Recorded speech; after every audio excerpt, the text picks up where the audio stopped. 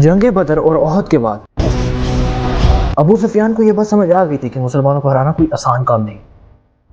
अब मुसलमानों को हराना हमारे पास में नहीं। इसलिए उसने पूरे अरब से 10,000 की फौज जमा की थी, जिसमें मुख्तलिफ कबाइल के लोग थे, और वो सब मुसलमानों से लड़ने के लिए मदीना रवा। लेकिन जब अबू सुफियान की फौज मदीना पहुंची तो वो ये मंजर देख के हैरान हो कि मदीना वालों ने अपनी एंट्रेंस में एक बहुत बड़ी खंदक खोदी हुई थी और मक्का की फौज मदीना में एंटर नहीं हो सकती थी।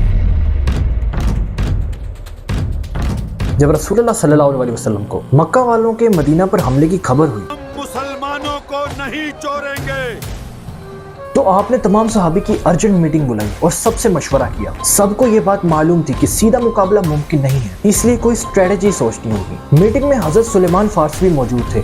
उन्होंने मशवरा दिया, मदीना हर तरफ से पहाड़ों से घिरा हुआ है, हमें सिर्फ एक साइड पर फोकस करना है और वो है मदीने का नॉर्दर्न साइड। और मदीने में जो यहूदी हैं वो तो हमारे दोस्त हैं, उनसे हमें कोई खतरा नहीं। और अगर हम इस एक साइड पर बहुत बड़ी खंदक खोद लें तो हो सकता है कि लड़ाई में हमारे पास एक चांस हो। ये आइडिया सबको पसंद आया और फौरन खुदाई का काम शुरू किया। खंदक खोदेंगे।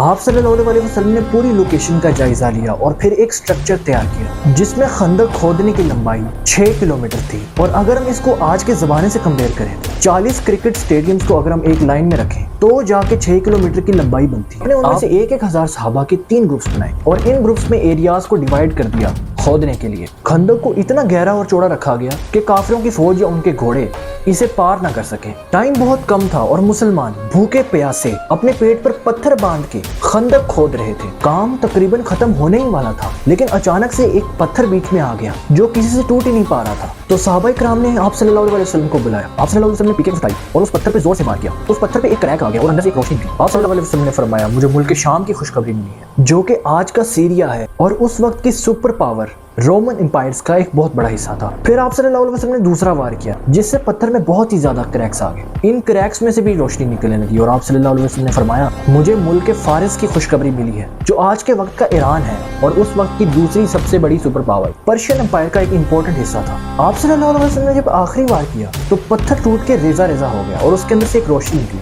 तो फिर आप सल्लल्लाहु अलैहि वसल्लम ने फरमाया कि मुझे यमन की खुशखबरी मिली है जिसे उस वक्त की 2 सुपर पावर्स अपने कब्जे में लेने की कोशिश कर रही थी। आप सल्लल्लाहु अलैहि वसल्लम ने फरमाया कि मुझे जिब्रील अलैहिस्सलाम ने खबर दी है कि ये सारी जगह मुसलमान फतह करेंगे। जब मुनाफिकीन को इस बात का पता चला तो उन्होंने इस बात का मजाक उड़ाना शुरू कर दिया और कहने लगे, इनके पास खाने को नहीं है, पेट पर पत्थर बंधे हुए और ये यमन, शाम और ईरान फतह करने के ख्वाब देख रहे हैं। लेकिन आज हम ये बात जानते हैं और तारीख भी इस बात की गवाह है कि सिर्फ ये इलाके नहीं बल्कि इनसे भी बड़ी सल्तनत पे मुसलमानों ने राज किया। जब काफिरों की 10,000 की फौज मदीना पहुंची तो वो इस खंदक को देख के हैरान हो गई, क्योंकि मक्का वालों को ये उम्मीद ही नहीं थी कि इस तरह की स्ट्रेटेजी भी कोई यूज कर सकता है। खंदक की वजह से मक्का वाले अब मदीने में एंटर नहीं हो सकते थे। तुम मदीने में हमला कैसे करें? दोनों फौज एक दूसरे के आमने सामने तो आ गई थी, लेकिन वो सिर्फ एक दूसरे को देखते ही रह गए, क्योंकि मुसलमानों की इस जबरदस्त स्ट्रेटेजी ने उनको बेबस करके रख दिया। और मक्का वालों की फौज से कोई भी अगर सामने आता तो उसे तीरों से मार के हलाक कर दिया जाता। काफी दिन यही सिलसिला चलता रहा, लेकिन फिर एक रात के अंधेरे में मक्का के कुछ लोग खामोशी से मदीना में एंटर हो गए और इनमें से एक ऐसा आदमी था, मैं अकेला 1000 के बराबर हो।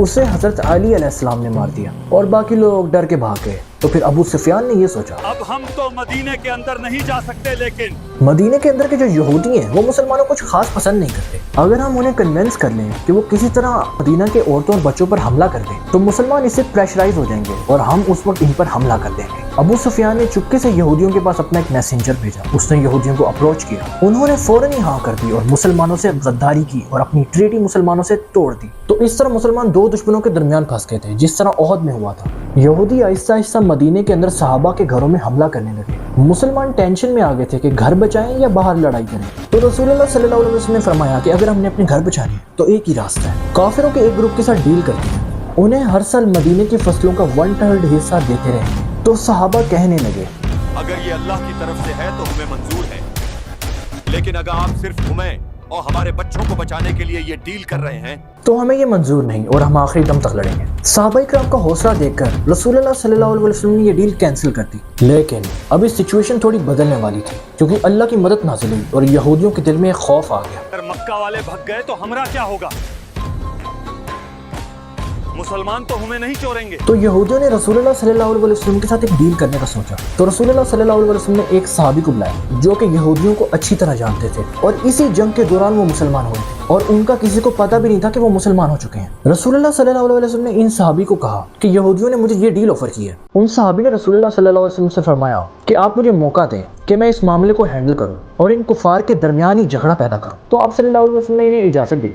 तो जब ये सहाबी यहूदियों के पास पहुंचे तो कहने लगे, तुम इन मक्का वालों की बातों में आके मुसलमानों से बगावत कर रहे हो, जिन्होंने तुम्हें कोई नुकसान नहीं पहुंचाया। मक्का वाले तो यहाँ से भाग सकते, तुम लोग क्या करोगे? तुम्हारे तो बीवी बच्चे भी यहाँ पे। इस जंग के खत्म होने के बाद मुसलमान तुम्हें छोड़ेंगे नहीं। फिर ये यहूदी पीछे हट गए और मक्का वालों का साथ इन्होंने छोड़ दिया। फिर ये सहाबी मक्का वालों के पास गए और उनसे कहा, यहूदी तो पीछे हट गए हैं और उन्होंने तुम्हारी मदद से भी इनकार कर दिया है। यहूदी तो मुसलमानों के साथ सुलह कर चुके हैं, वो कभी भी तुम्हारे साथ नहीं हो सकते क्योंकि वो यही मदीना में आबाद है। उनको तो पीछे हटना ही था। तो तुम बताओ, तुम सब क्या करोगे? मदीने के अंदर तो तुम जा नहीं सकते और बाहर से भी तुम मदीने वालों को कुछ भी नहीं बिगाड़ सकते। तो फिर ये मक्का वाले कहने लगे, अब हम मुसलमानों से नहीं जीत सकते, हमें वापस लौट जाना चाहिए। इन सब के बाद भी अबू सुफियान ने कंफर्मेशन के लिए यहूदियों के पास अपना एक बंदा भेजा और उसने यहूदियों से जाकर कहा, काल के दिन हम मदीने के बाहर से हमला करेंगे तो तुम मदीने के अंदर से जंग में हमारा साथ देना। लेकिन यहूदियों ने साथ देने से बिल्कुल मना कर दिया और अबू सुफियान को भी यकीन हो गया कि ये यहूदी हमारी मदद नहीं करने वाले। यहूदियों ने ये अच्छा नहीं किया।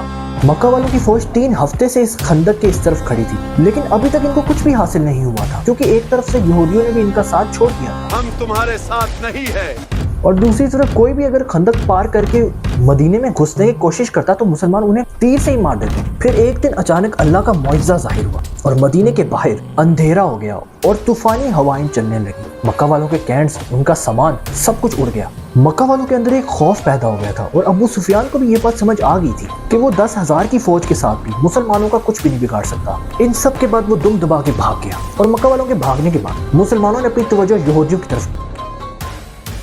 रसूलुल्लाह सल्लल्लाहु अलैहि वसल्लम जब मदीना हिजरत करके आए थे तो उन्होंने यहूदियों से एक ट्रीटी की थी, एक एग्रीमेंट किया था कि वो अपने काम से काम रखेंगे और अपने कानून के अंदर रहेंगे और मुसलमान अपने काम से काम रखेंगे और अपने कानून में रहेंगे और एक दूसरे पर वो हमला नहीं करेंगे। लेकिन यहूदियों की गद्दारी के बाद फिर रसूलुल्लाह सल्लल्लाहु अलैहि वसल्लम ने हज़रत साद बिन माज़ को फैसला करने को हुक्म दिया क्योंकि वो यहूदियों के सबसे क्लोज थे और हाल ही मुसलमान हुए और यहूदियों के कानून के बारे में काफ़ी कुछ जानते थे। हज़रत साद बिन माज़ ने ये फैसला किया कि इनके औरतों और बच्चों को छोड़ दिया जाए और इनके मर्दों के सर काट लिए जाए। फैसला बिल्कुल यहूदियों के कानून के मुताबिक था और इस गद्दारी के मुकाबले में बहुत ही कम सजा थी। इस पूरे वाक़ये के बाद पूरा अरब ये बात समझ गया था कि मुसलमानों के साथ कुछ भी नहीं किया जा सकता। मुसलमान पहली बार एक आज़ाद और ताकतवर कौम बन गए थे और रसूल खुदा सल्लल्लाहु अलैहि वसल्लम एक बहुत ही स्ट्रॉन्ग लीडर बन गए थे। और फिर रसूलुल्लाह सल्लल्लाहु अलैहि वसल्लम को एक ख्वाब आया कि आप अपने तमाम सहाबा के साथ मक्का में एंटर कर रहे हैं। इस ख्वाब के बाद आप सल्लल्लाहु अलैहि वसल्लम अपने 1400 सहाबा को लेकर एहराम बांधकर और 7 कुर्बानी का जानवर लेकर मक्का की तरफ उम्रे के लिए रवाना हो गए। लेकिन कुरैश के लोग बाज ना आए और आप सल्लल्लाहु अलैहि वसल्लम से फिर लड़ाई करने की तैयारी करने लगे।